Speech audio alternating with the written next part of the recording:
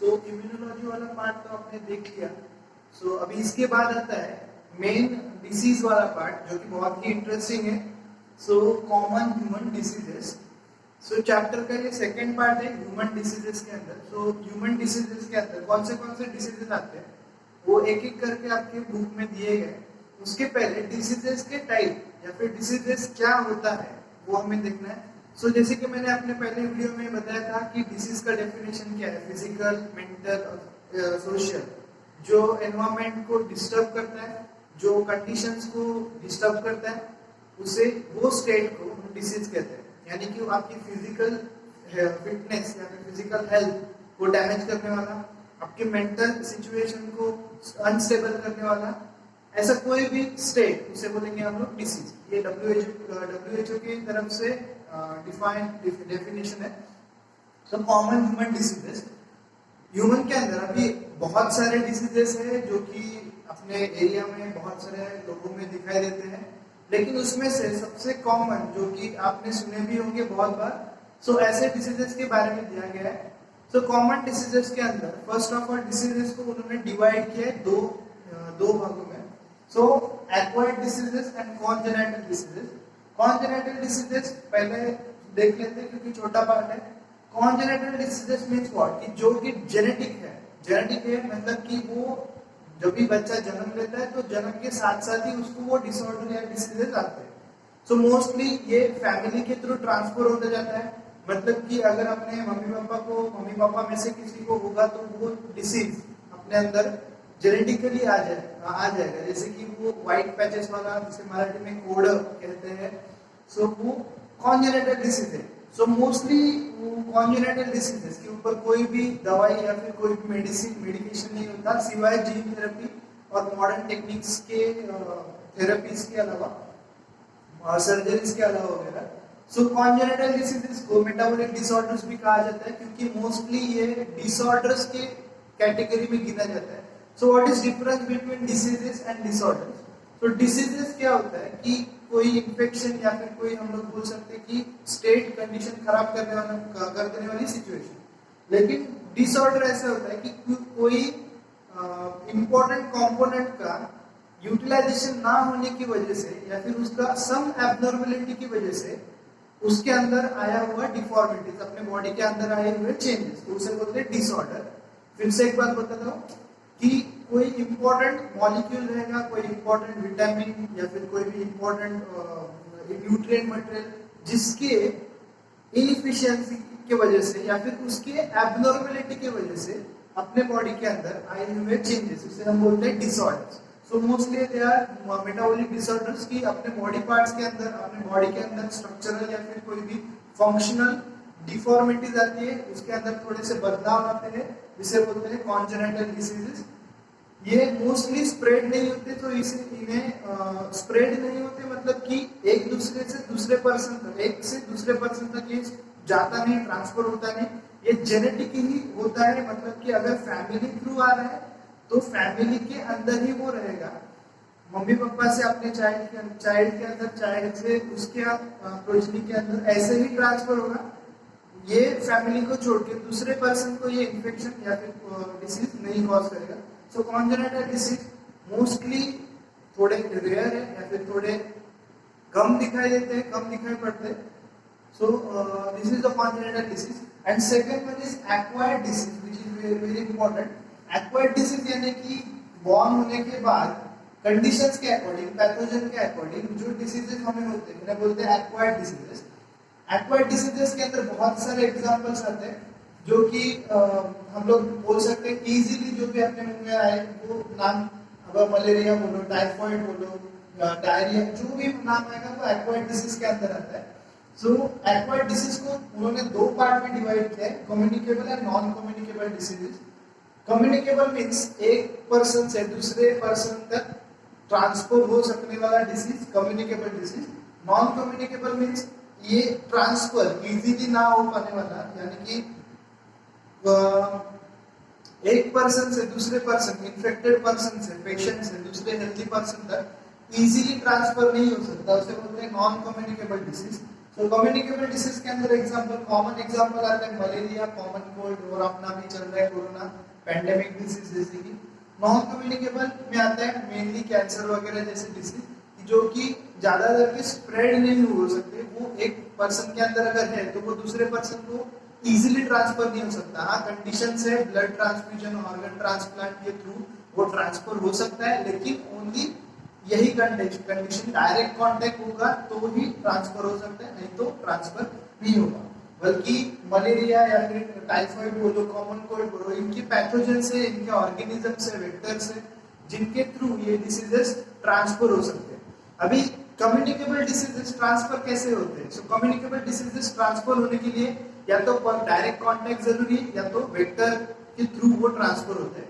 Vector यानी कि क्या कि वेक्टर कोई भी एक ऑर्गेनिज्म होता है, मोस्टली हम लोग बोलते हैं मस्कीटो या फिर बेड बग, जो कि अपने बॉडी से रिलेटेड, अपने बॉडी से न्यूट्रिशन करता है, उस ऑर्गेनिज्म के थ्रू ये डिसीज के पैथोजेंस स्प्रेड होते हैं, ट्रांसफर होते हैं।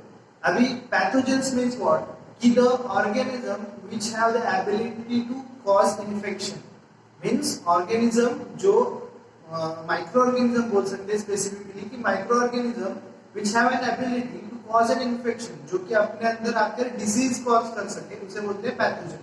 सो ये पैथोजन मोस्टली बैक्टीरिया या फिर प्रोटोजोन्स वगैरह रहते हैं, जो वो पैथोजेंस वेक्टर थ्रू, वेक्टर में कौन कौन आता है? मोस्टली मस्कीटो, उसके बाद आता है बेड बग, सो जो कि अपने बॉडी से अपना न्यूट्रिशन करते हैं। अभी ये मस्कीटो और बेड बग को एक्टोपैरासाइट भी बोला जाता है, क्योंकि वो बॉडी के बाहर से अपना ब्लड सक करते हैं, अपना न्यूट्रिशन करते हैं।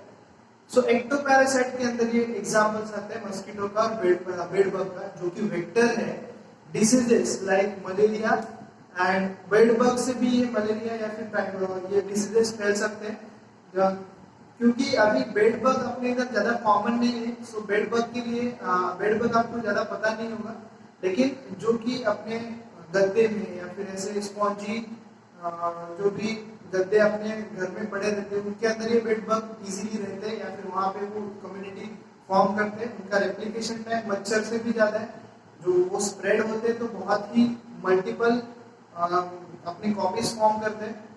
सो ये वेक्टर्स पैथोजेंस को अपने बॉडी के अंदर इंसर्ट कर देते हैं, इंजेक्ट कर देते हैं, और जिसके थ्रू उनका ट्रांसफर होता है, डिसीज का ट्रांसफर होता है from infected person to healthy person. समझो मस्कीटो का नॉर्मल एग्जांपल बोला है तो मलेरिया वाला पेशेंट का ब्लड अगर मस्कीटो ने सक किया और वही मस्कीटो अगर दूसरे हेल्दी पर्सन को बाइट करता है, तो वो मलेरिया का पैथोजन दूसरे हेल्दी पर्सन के अंदर जाकर उसे भी स्टार्ट करते हैं। मलेरिया डिसीज से काफी फेमस डिसीज है। अभी कोरोना के केस के अंदर जो मलेरिया को हम लोग भूल चुके हैं थोड़ा सा। तो मलेरिया डिसीज एक बहुत ही कॉमन डिसीज है, जो कि अपने इंडिया के अंदर हर जगह पे पाया जाता है। आपको पता होगा कि मलेरिया डिसीज इन्फेक्शन जो स्प्रेड होता है वो मस्कीटो के थ्रू स्प्रेड होता है। मस्कीटो उसका वेक्टर है। मस्कीटो ओनली कॉमन मस्कीटो नहीं, उसके अंदर भी एनाफिलिस मस्कीटो यानी कि जो फीमेल मस्कीटो जो कि अंडे देने की लायक है, उसे बोलते हैं एनाफिलिस। सो वो मस्कीटो के थ्रू प्लाज्मोडियम मलेरिया का पैथोजन जो कि स्प्रेड होता है। तो प्लाज्मोडियम उसका मेन कॉजेटिव एजेंट है। प्लाज्मोडियम एक प्रोटोजोआ है जो कि मस्कीटो का अंदर उसका एक लाइफ का थोड़ा पार्ट है, लाइफ साइकिल का थोड़ा पार्ट है, एंड आधा पार्ट वो अपने ह्यूमंस के अंदर कंप्लीट करता है। सो प्लाज्मोडियम के 4 स्पीसीज है जो मलेरिया कॉज कर सकते हैं। सबसे पहला आता है Plasmodium vivax, Plasmodium malariae, then Plasmodium ovale, and then Plasmodium falciparum. So difference क्या है? तो इनके स्पीसीज में उनका स्पीसीज स्ट्रेन अलग अलग है। सो ये हर एक स्पीसीज एक दूसरे से अलग है और एक दूसरे से अलग टाइप का मलेरिया कॉज करती है। ज्यादा कुछ डिफरेंस नहीं है, बल्कि जो इंक्यूबेशन पीरियड है, अभी ये टर्म्स आपको थोड़े से याद रखने हैं कि व्हाट इज इंक्यूबेशन पीरियड। जब भी कोई पैथोजन अपने बॉडी के अंदर जाता है और वो पैथोजन इन्फेक्शन कॉज करने के लिए यानी कि सिम्टम्स दिखाने के लिए जितना टाइम लेता है उसे कहा जाता है इंक्यूबेशन पीरियड। ये कोरोना के केस में हम लोग बोल सकते हैं कि ये कोरोना जब भी अपने बॉडी के अंदर जाता है, वायरस अपने बॉडी के अंदर जाता है, तो वो 7 से 14 दिन लेता है सिम्टम्स दिखाने के लिए, तो उसे 7 से 14 या फिर 7 दिन का वो उसे पीरियड को बोला जाता है incubation period. Incubation period basically वो होता है जो बैक्टीरिया या फिर कोई भी पैथोजन बॉडी के अंदर जाने के बाद वो अपना एक प्लेस या फिर मल्टीप्लिकेशन के लिए एक साइट ढूंढता है, वहां पे सेट होता है, वो मल्टीप्लिकेशन करने लगता है, और जब उसका नंबर मल्टीप्लाई बहुत ज्यादा बढ़ जाता है तो वो अपने बॉडी को इन्फेक्शन कॉज करने लगता है या फिर सिम्टम्स दिखाने लगता है। सो ये बीच का पीरियड इसे बोला जाता है infection period, incubation period, sorry. So ये चारों डिसीजेस के इंक्यूबेशन पीरियड है, मतलब ये चारों मलेरिया डिसीज के, चारों टाइप की मलेरिया की डिसीज इन्फेक्शन पीरियड में अलग अलग है। सो फर्स्ट वाला है प्लाज्मोडियम वाइवेक्स, जिसका इंक्यूबेशन टाइम है 14 डेज तक, यानी कि प्लाज्मोडियम वाइवेक्स जब भी अपने बॉडी के अंदर जाएगा तो वो 14 डेज लेगा सिम्टम्स दिखाने के लिए। अभी सिम्टम्स दिखाने के लिए उसे 14 डेज लग रहे हैं, मतलब कि उसका इंक्यूबेशन पीरियड है 14 डेज का। उसके बाद में प्लाज्मोडियम मलेरिया जो कि 28 दिन का टाइम लेता है, 28 दिन के अंदर वो अपने सिम्टम्स दिखाने लगता है।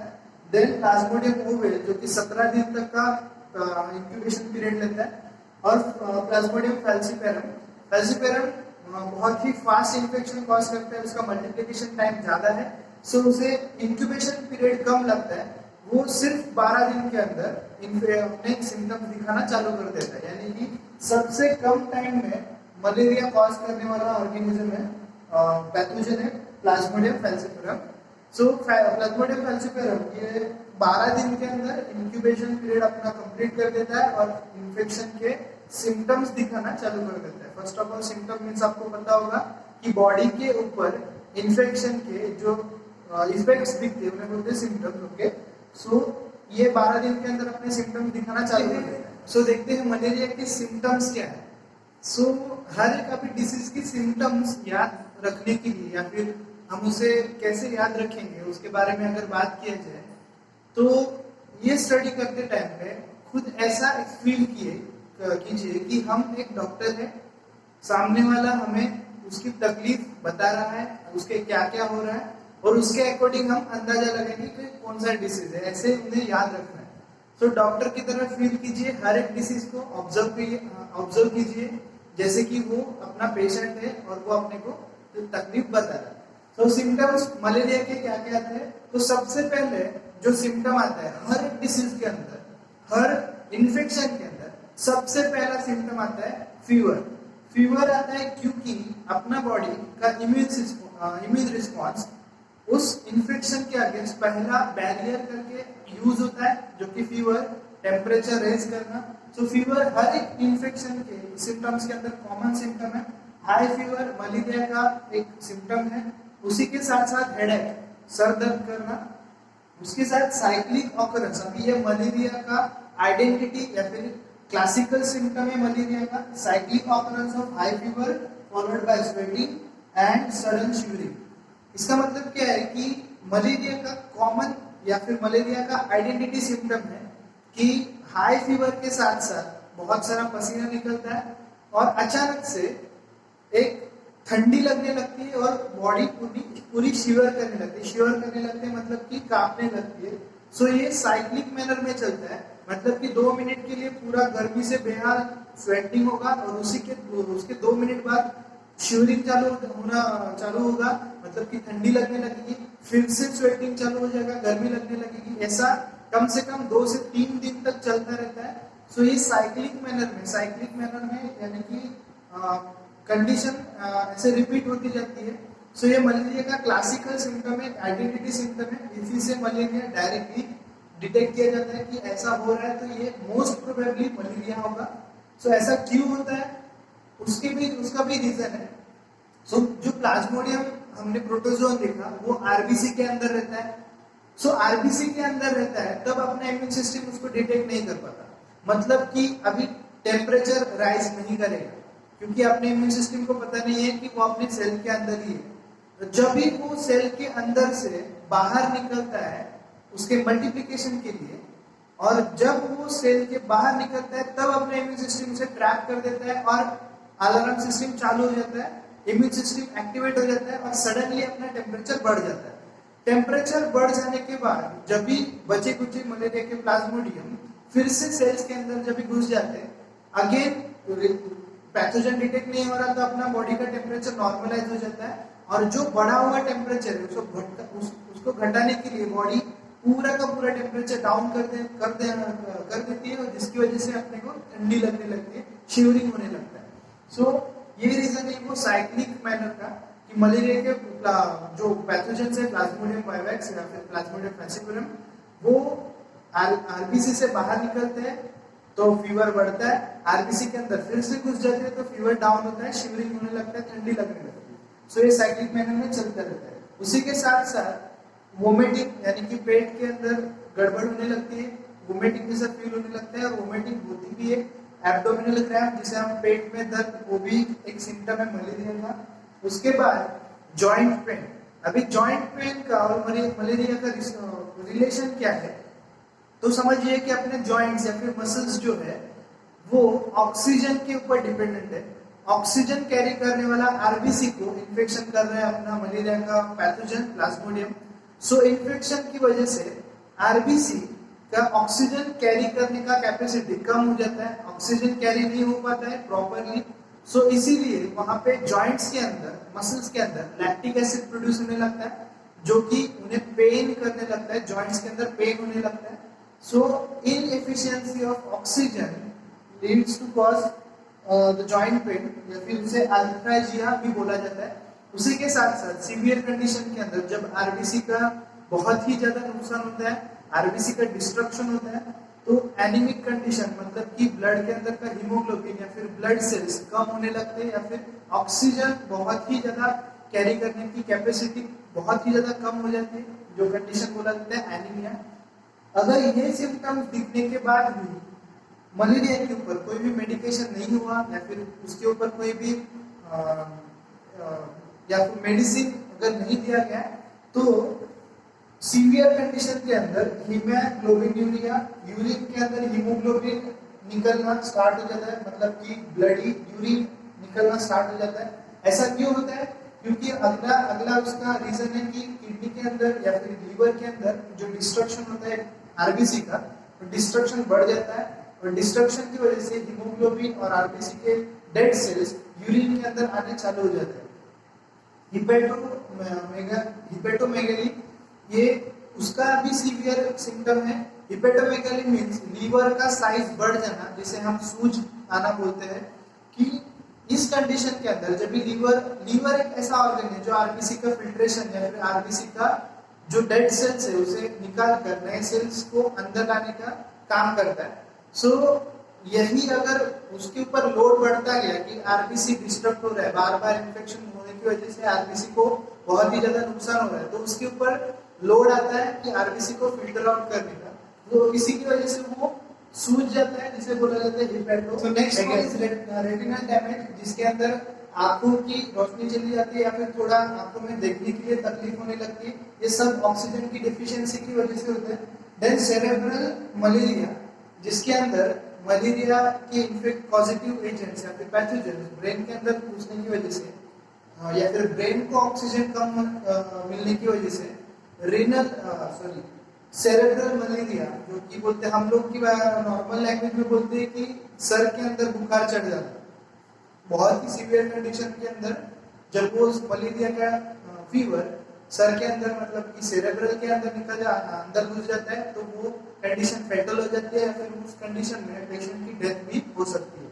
सो ये थे सारे सिम्टम्स। एक बार फिर से नजर डालेंगे सिम्टम्स के ऊपर। सबसे पहला सिम्टम था हाई फीवर एंड हेडेक, जो कि सब डिसीजेस के अंदर कॉमन है, हाई फीवर।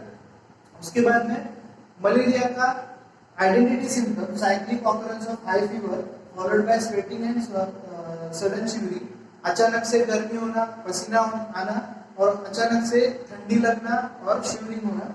सो ये साइक्लिक मैनर में होते रहेगा। उसके बाद में वोमिटिंग और एब्डोमिनल क्रैम्प, पेट दर्द, वोमिटिंग। उसके साथ साथ जॉइंट पेन, जॉइंट के अंदर मसल्स के अंदर पेन होने लगता है, जो कि एक इंडिकेशन है कि आपके आरबीसी का डिस्ट्रक्शन रेट बढ़ चुका है और ऑक्सीजन कैरी करने की कैपेसिटी कम हो चुकी है। उसके बाद आता है एनीमिया, जो कि ब्लड सेल्स आरबीसी कम होने का इंडिकेशन है, क्योंकि मेनली ये पैथोजन आरबीसी को डैमेज कर रहा है। हीमोग्लोबिनूरिया जो डिस्ट्रक्शन आरबीसी का हो रहा है, वो डिस्ट्रक्शन होने के बाद यूरिन के अंदर का हीमोग्लोबिन कंटेंट बढ़ जाता है। फिल्ट्रेशन के लिए यूरिन में से वो हीमोग्लोबिन बाहर निकलने लगता है, कंडीशन को बोलते हैं हीमोग्लोबिनूरिया। देन हिपेटोमेगेली, फिल्ट्रेशन रेट बढ़ने की वजह से लिवर के ऊपर मेनली लोड आता है, तो लिवर का साइज एनलार्ज होता है, लिवर बढ़ जाता है, लिवर का क्या बोलते हैं सूजन आता है लिवर को, तो उसे बोलते हैं हिपेटोमेगेली। रेटिनल डैमेज, ऑक्सीजन की डिफिशियंसी की वजह से रेटिना मतलब कि आईज को भी थोड़ा सा डिफिकल्टीज आने लगती है विजन के अंदर। एंड देन सेरेब्रल मलेरिया की जो कि severe condition, extremely severe condition के अंदर पैथोजेंस सेरेब्रल पोर्शन में जाते हैं। ऑक्सीजन की डिफिशियंसी की वजह से ब्रेन भी काम करने में थोड़ा गड़बड़ा जाता है, तो उसे बोला जाता है सेरेब्रल मलेरिया। सो ये थे सिम्टम्स मलेरिया। सो अभी हम देखते हैं mode of transmission of malaria parasite, Plasmodium का मोड ऑफ ट्रांसमिशन, यानी कि प्लाज्मोडियम जो पैरासाइट है, जो पैथोजन है, वो ट्रांसफर कैसे होता है। सो बेसिकली पैथोजन का, ये पैरासाइट का मतलब कि मलेरिया का पैरासाइट जिसका नाम है प्लाज्मोडियम, सो प्लाज्मोडियम का लाइफ साइकिल 2 स्टेजेस में डिवाइड है। 2 स्टेजेस में से आधा साइकिल मॉस्किटो के अंदर होता है और आधा साइकिल ह्यूमन के बॉडी के अंदर होता है। तो बेसिकली ये पैरासाइट के प्लाज्मोडियम के 2 होस्ट है, एक मॉस्किटो एंड एक ह्यूमन। सो ह्यूमन के अंदर वो अपना लाइफ साइकिल हाफ कंप्लीट करता है और हाफ साइकिल मॉस्किटो के अंदर कंप्लीट करता है। So first of all human के अंदर स्पोरोजाइट्स के फॉर्म में उसका एंट्री होता है जब भी कोई फीमेल एनाफिलिस मस्कीटो जिसके अंदर प्लाज्मोडियम के कुछ स्पोरोजाइट प्रेजेंट होंगे, वो अगर किसी ह्यूमन को बाइट करती है, हेल्दी ह्यूमन को बाइट करती है, तो वो स्पोरोजाइट्स ह्यूमन के बॉडी के अंदर एंटर करते हैं थ्रू मस्कीटो। एंटर करने के बाद अपने लास्ट लेक्चर में देखा था कि लास्ट सेशन में देखा था कि उसको इंक्यूबेशन के लिए 14 डेज का पीरियड, मिनिमम 12 डेज का पीरियड लगता है। सो स्पोरोजाइट्स अपने बॉडी के अंदर आने के बाद वो लिवर सेल्स तक, यानी कि हिपैटिक सेल्स तक पहुंचते हैं थ्रू ब्लड सेल्स या फिर ब्लड के फ्लो के थ्रू से। लिवर सेल्स तक पहुंचने के बाद कोई एक जगह पे वो इन्फेक्शन करते हैं लिवर सेल के अंदर। लिवर सेल के साथ साथ वो इरिथ्रोसाइट्स यानी कि आरबीसी को भी इन्फेक्शन करते हैं। ये दोनों सेल्स के अंदर इन्फेक्शन करने के बाद वो स्पोरोजोइट्स में से कन्वर्ट होते हैं गैमेटोसाइट्स में से। Gametocytes are the gametes of Plasmodium pathogen, यानी कि मेल और फीमेल गैमेट्स वहां पे बनते हैं, दोनों टाइप के गैमेट्स उसमें बनते हैं। सो ये चेंजेस होता है ह्यूमन के अंदर। सो बेसिक ये मेन स्टेप है उसके साइकिल का गैमेट फॉर्मेशन। सो हिपैटिक सेल और इरिथ्रोसाइट सेल्स के अंदर ये कन्वर्जन होता है स्पोरोसाइट्स टू गैमेटोसाइट्स, दोनों टाइप के गैमेट्स वहां पे बनते हैं। और ऐसे पेशेंट को अगर कोई दूसरा मस्कीटो बाइट करता है और उसका ब्लड सक करता है, तो ये गैमेटोसाइट्स वो मस्कीटो के गट के अंदर या फिर मस्कीटो के अंदर चले जाते हैं। मस्कीटो के गट के अंदर उनका फर्टिलाइजेशन होता है। अब ऐसा क्यों है? क्योंकि दोनों होस्ट के जो बॉडी के कंडीशंस है वो अलग अलग है। सो उसके फर्टिलाइजेशन के लिए सूटेबल कंडीशन मस्कीटो के गट के अंदर है। सो वो गैमेटोसाइट्स यानी कि मेल गैमेट फीमेल गैमेट बन के डिप्लॉइड जाइगोट बनते हैं। डिप्लॉइड जाइगोट गट में ही उसका डिवीजन होके, माइटोटिक डिवीजन होके, यानी कि diploid to haploid conversion, mitotic division होने के बाद वो फिर से मल्टीपल स्पोरोजाइट्स के अंदर कन्वर्ट होते हैं। तो ध्यान रखिए जाइगोट ही सिर्फ डिप्लॉइड सेल है यहाँ पे, जो कि मस्कीटो के गट के अंदर फॉर्म होता है बाय फर्टिलाइजेशन, और उसके बाद फिर से स्पोरोजाइट यानी कि haploid sporozoite, single chromosome number वाला हैप्लॉइड स्पोरोजाइट वहां पे प्रोड्यूस होता है फ्रॉम जाइगोट। वही स्पोरोजाइट दूसरे ह्यूमन को, दूसरे नए पेशेंट को, नए हेल्दी ह्यूमन को इन्फेक्ट करने के लिए रेडी होते हैं। जैसे ही ये मॉस्किटो दूसरे ह्यूमन को बाइट करेगा तो वो स्पोरोजाइट्स वो ह्यूमन के अंदर ट्रांसफर होकर उसको उसे भी मलेरिया कॉज करेगा। सो ये साइकिल चलता रहता है। इस तरह से मलेरिया के प्लाज्मोडियम पैथोजन का लाइफ साइकिल कंप्लीट होता है, half in human and half in mosquito. Basically gamete formation होता है ह्यूमन में, फर्टिलाइजेशन होता है मस्किटो के। So our next topic is diagnosis and treatment of malaria. So basically diagnosis means उसको आइडेंटिफाई करना, वो पेशेंट के अंदर कौन सा इन्फेक्शन हुआ है वो आइडेंटिफाई करना, उसके टेस्ट को बोलते हैं डायग्नोसिस। सो मलेरिया का डायग्नोसिस के लिए बेसिकली डायरेक्टली ब्लड चेकअप करना पड़ता है, ब्लड के थ्रू इरिथ्रोसाइट्स का कंडीशन, हीमोग्लोबिन का कंडीशन, या फिर ब्लड टेस्टिंग के बाद हमें डायरेक्टली पता चलता है कि वो मलेरिया इन्फेक्शन हुआ है कि नहीं। सो मलेरिया के पैथोजन मेनली अफेक्ट करते हैं इरिथ्रोसाइट को, आरबीसी को। So that blood testing is a diagnostic test for malaria disease, malaria infection. उसी के साथ साथ कॉमन सिम्टम्स को देख के भी उसे थोड़ा आइडिया आ जाता है कि मलेरिया हो सकता है, यानी कि अपना साइक्लिक मैनर में हीट एंड कोल्ड वाला मतलब अचानक से बुखार बढ़ जाना और उसके तुरंत बाद अचानक से ठंडी लगना, श्यूरिंग होना। सो ये नॉर्मल सिम्टम्स जो क्लासिकल सिम्टम्स है मलेरिया के, इसके थ्रू हम मलेरिया का डिटेक्शन कर सकते हैं। ब्लड टेस्टिंग के बाद एक थोड़ा सा रैपिड टेस्ट भी है, रैपिड प्लेटफॉर्म टेस्ट भी है मलेरिया के डायग्नोसिस के लिए। सो बेसिकली मलेरिया के प्लाज्मोडियम यानी कि मलेरिया का पॉजिटिव एजेंट, उसका डीएनए का आइडेंटिफिकेशन किया जाता है ब्लड के अंदर। मतलब कि अगर उसका डीएनए अपने ब्लड के अंदर फाउंड होता है तो ऐसे माना जाता है कि हाँ yes it is a positive case of malaria. So DNA amplification method से भी मलेरिया का diagnosis with in a few क्या बोल सकते हैं, थोड़े ही टाइम के अंदर उसका डायग्नोसिस किया जा सकता है। बेसिकली ब्लड टेस्ट और ये दोनों एक साथ प्रीफर करने पड़ते हैं, क्योंकि एक ही टेस्ट के ऊपर रिलाई नहीं किया जाता कभी भी, 2 या 3 टेस्ट करने के बाद ही कंफर्मेटरी बढ़ते हैं ट्रीटमेंट की ओर। सो मलेरिया के ट्रीटमेंट में एक स्पेशलाइज्ड थेरेपी यूज की जाती है जिसका नाम है आर्टेमिसिनिन बेस्ड कॉम्बिनेशन थेरेपी, जिसके अंदर 5 टाइप के केमिकल्स, मेडिसिन, ड्रग्स मिक्स करके कॉम्बिनेशन में दिए जाते हैं। तो उसका नाम मैं आपको डायरेक्टली नहीं बताने वाला, लेकिन आपको वो पता होना चाहिए क्योंकि आजकल के खबरों में कोरोना के केसेस के अंदर उसका यूज हो रहा है। सेम मलेरिया का जो ड्रग है वो डायरेक्टली कोरोना के लिए भी यूज हो रहा है। सो आप भी मुझे कमेंट सेक्शन में या फिर मैसेज थ्रू बता सकते हैं कि वो ड्रग का नाम क्या है।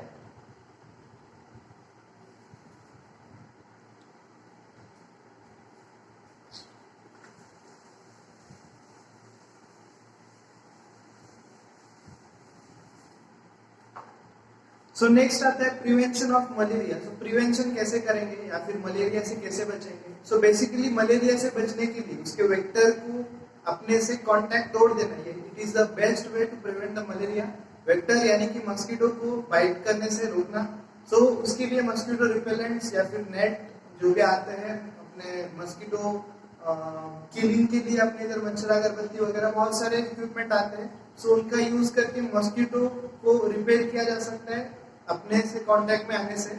उसी के साथ साथ अगर वो अभी ये ऐड में बहुत आता है कि पानी को स्टोर करके ना रखे जिससे मच्छरों का फैलाव बढ़ता है, मच्छर उसमें रिप्रोड्यूस करते हैं, मतलब बचे हुए पानी को फेंक दे या फिर पौधों को डाल दे, ऐसे कुछ बहुत सारे एड्स या फिर बोल सकते हैं कि जन जागृति के लिए बहुत सारे मैसेजेस टीवी पे आते रहते हैं। सो इनका स्टडी करने के लिए अभी इंटरेस्टिंग बात, ये सारे डिसीजेस जो है वो कॉमन डिसीजेस है ह्यूमन के। सो इनका इंफॉर्मेशन, इनका प्रिवेंटिव मेजर, इनका ट्रीटमेंट, इनका सब इंफॉर्मेशन आपको प्राइमरी हेल्थ केयर सेंटर में मिल जाएगा। सो आप सिर्फ वहां जाके कोई भी एक पैम्पलेट उठाओ, उसके अंदर आपको 101% इसका कुछ ना कुछ ये डिसीज के बारे में मिलेगा ही मिलेगा 101%। So it is better way to study, go there and read there. Next disease है अमीबियासिस, जिसको कॉमनली कहा जाता है अमीबिक डिसेंट्री। सो बहुत ही इंटरेस्टिंग डिसीज है, गैस्ट्रोइंटेस्टाइनल ट्रैक्ट इन्फेक्शन है। बेसिकली जो स्टमक लाइन है, large intestine, small intestine and stomach, ये पूरा एरिया इसके अंदर जो इन्फेक्शन होता है उन्हें बोला जाता है gastrointestinal tract infection. So basically इसका पॉजिटिव एजेंट है एंटामीबा हिस्टोलाइटिका। बेसिकली ये एक प्रोटिस्ट है, अमीबा का ही स्पीसीज का एक दूसरा, अमीबा के ही दूसरा स्पीसीज का एक ऑर्गेनिज्म है। सो यही ऑर्गेनिज्म अपने बॉडी के अंदर, जब स्टमक के अंदर through water, contaminated water, contaminated food से, फूड के माध्यम से अगर वो एंट्री करता है अपने गैस्ट्रोइंटेस्टाइनल ट्रैक्ट में, डाइजेस्टिव ट्रैक्ट में, तो अपने को डिसेंट्री होती है। बहुत ही कॉमन इन्फेक्शन है अपने इंडिया के अंदर, क्योंकि अपने इधर का पानी बहुत ही 100% प्योर होता है। सो it is the common infection.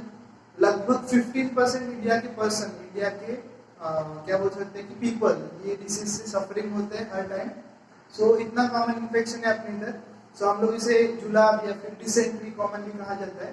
सो ये एक ही नहीं है डिसेंट्री का टाइप, लेकिन उसमें से एक टाइप है अमीबिक डिसेंट्री, जिसके अंदर पॉजिटिव एजेंट है histolytic amoeba, Entamoeba histolytic. Symptoms of amoebiasis, अमीबियासिसचे सिम्पटम्स, डिसेंट्रीचे सिम्पटम्स मराठीमध्ये। सो फर्स्ट ऑफ ऑल थोडासा जळजळते, मग थोडासा मळमळते, मग पोटात आगाग होते आणि मग पाणी। बेसिकली डिसेंट्री, इसके सिम्टम्स मेरे से ज्यादा मे भी आपको पता होगा, एक्सपीरियंस भी किया होगा। सो उन्हें इंग्लिश में क्या कहते हैं अभी वो देखते हैं। सो सिम्टम्स में फर्स्ट ऑफ ऑल आता है डायरिया, फ्लैटुलेंस। अभी ये आपने सुना नहीं होगा, आपको पता है लेकिन आपने सुना नहीं होगा। फ्लैटुलेंस मीन्स स्टमक के अंदर गैस का प्रोडक्शन होना। हाँ यार, यस वही। So stool with mucus, abdominal cramps. So abdominal cramps में जैसे कि मैंने मलेरिया के केस में बोला था कि पेट में दर्द होना, ये कॉमन सिम्टम्स है अमीबियासिस के। सो उसी के साथ साथ अगर सीवियर कंडीशन में अमीबियासिस बढ़ता है तो ब्लडी डायरिया, ब्लड निकलना स्टूल में से। उसी के साथ साथ अगर वो लीवर तक पहुंच जाता है, लीवर के अंदर इन्फेक्शन पहुंच जाता है तो हिपेटोमेगैली, मतलब कि लीवर को सूज जाना, इतने तक उसका सीवियरिटी जाता है। उसका डेथ रेट अभी कम हुआ है, लेकिन पहले ये डिसीज की वजह से डेथ रेट बहुत ही ज्यादा हो चुका है। इस कंडीशन में ब्लडी डायरिया की वजह से, ब्लड लॉस होने की वजह से, उसी के साथ साथ न्यूट्रिशन अपटेक कम होने की वजह से बहुत सारे केसेस ऐसे आए थे कि उसमें लोगों की डेथ हो रही थी। सो बेसिकली ये जो डिसीज है अमीबियासिस, वो बेसिकली छोटे बच्चों को ज्यादा होता है, एज ग्रुप ऑफ 2 to 10 या फिर 15 ईयर्स तक के। तो उनके डाइजेस्टिव सिस्टम में इन्फेक्शन ज्यादा जल्दी कॉज करता है और उनमें भी डेथ रेट ज्यादा था। अमीबियासिस कैसे कॉज होता है, उसका ट्रांसमिशन कैसे होता है, mode of transmission of amoeba. So Entamoeba histolytica amoeba का एक स्पीशीज है। सो वो कंटेमिनेटेड फूड या फिर वाटर की माध्यम से ही अपने बॉडी के अंदर आ सकता है। बड़ा सेल है उसका, सो डायरेक्टली कोई क्या वेक्टर के थ्रू वो नहीं आ सकता, डायरेक्टली वो फूड के थ्रू या फिर कंटेमिनेटेड वाटर के थ्रू ही अपना डाइजेस्टिव सिस्टम के अंदर एंटर होता है। उसे बोला जाता है फीको ओरल रूट या फिर फीकल ओरल रूट, ये मुंह से उसका एंट्री होना। सो एंट्री होते ही वो अंदर चला जाता है स्टमक के अंदर, और इंटेस्टिनल लाइनिंग के अंदर जो सेल्स रहते हैं उनको वो इन्फेक्शन करता है। सेल्स को इन्फेक्शन करने के बाद उन्हें रप्चर कर देता है, और वहां पे जो न्यूट्रिशन अपटेक होना था, जो अपने बॉडी को digestive system through nutrition absorption होना था, वो एब्जॉर्प्शन की बोल सकते हैं कि एब्जॉर्प्शन रुक जाता है। और इसीलिए अपने जो न्यूट्रिशन लेवल है, जो तो बिना हाथ धोए खाने से या फिर गंदे हाथों से डायरेक्टली खाना खाने से, और या फिर कंटामिनेटेड वाटर, गंदा पानी यूज करने से ये डिसीज अपने को हो सकता है। ये डिसीज का इन्फेक्शन अपने बॉडी में हो सकता है। सो इसका डायग्नोसिस कैसे है, इसको देखेंगे कैसे कि हमें भी एक डिसेंट्री है या फिर कौन सा। तो इसके डायग्नोसिस में डायरेक्टली स्टूल को माइक्रोस्कोप के अंदर ऑब्जर्व किया जाता है। अमीबा यानी कि नॉर्मली बड़ा प्रोटिस्ट है, इसलिए वो डायरेक्टली माइक्रोस्कोप के अंदर ऑब्जर्व होता है।